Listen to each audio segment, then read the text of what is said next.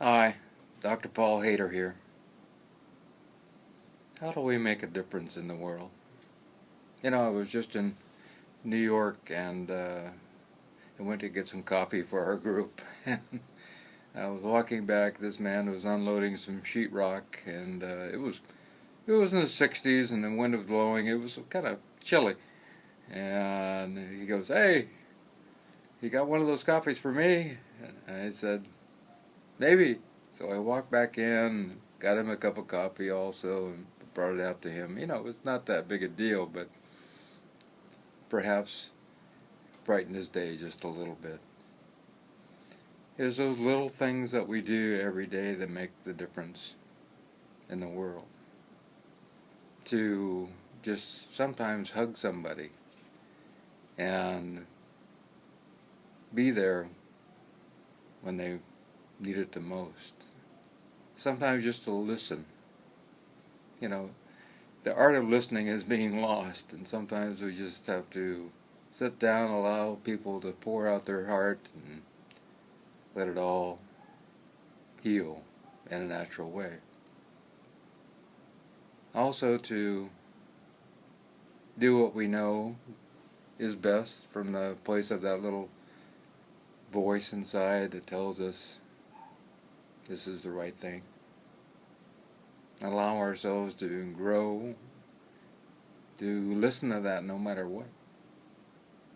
And sometimes we have to go beyond, making money. Sometimes we listen to that voice, and then the little voice says, that's not going to make me money.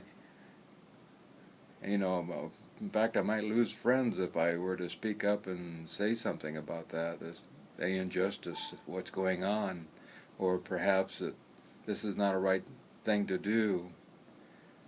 But sometimes we have to go beyond that. We have to love in a great way. There's a man I know right now, he's going through a detoxing at the hospital from being an alcoholic. And sometimes there's tough love that is needed. We have to help people even though they can't help themselves. That's really difficult. And sometimes they don't know what they need, and we just have to intuit in our heart that perhaps we can help this person. And perhaps their heart will open up also. It's just playing every moment from the heart. There is no way to understand which way we'll have to maneuver throughout the day. And sometimes it's just giving direction to somebody on the street. Ever been lost in New York? I have. It's not easy getting around sometimes. Also, to allow ourselves to be connected to the God, the universe, the one and only, and every minute give thanks and gratitude for what we have, and have that peaceful feeling inside. I think that uplifting feeling of love is the greatest healer in the world. In New York and Philadelphia and Washington, D.C., they just had Pope Francis come.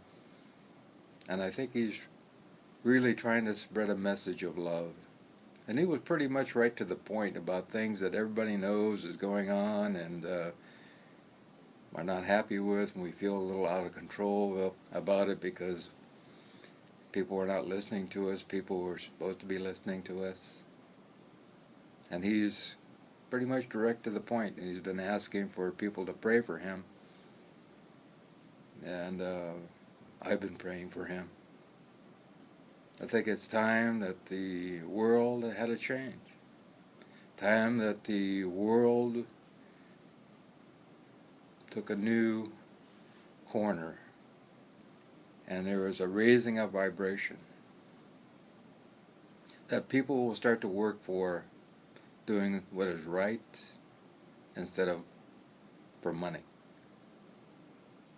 And instead of having money and having more and more wealth we'll see that giving and helping become the norms. I know this is going to happen. I have absolutely no problems with seeing that vision in my mind, and I know it is going to happen, that we will get to this place of a loving, caring planet. But we will care for every single sentient being on this planet. We've always had the capability. Now it's time. We have the great signals in the sky lately. I think a lot of you watched that last night. And this is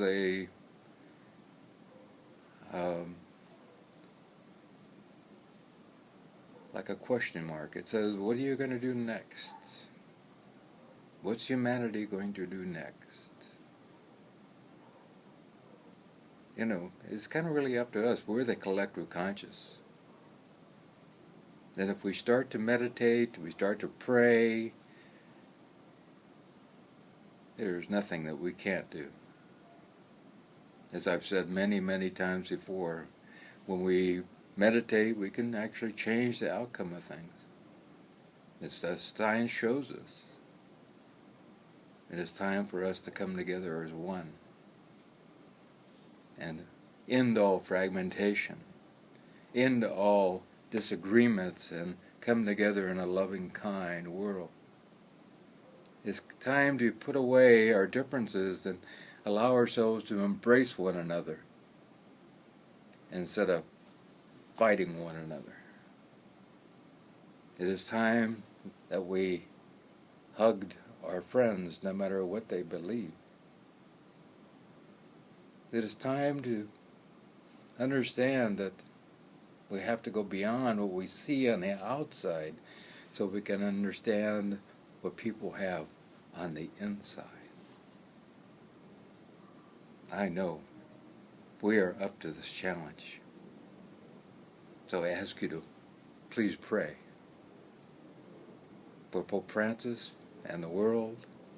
I ask you to please pray for the change that is beginning now.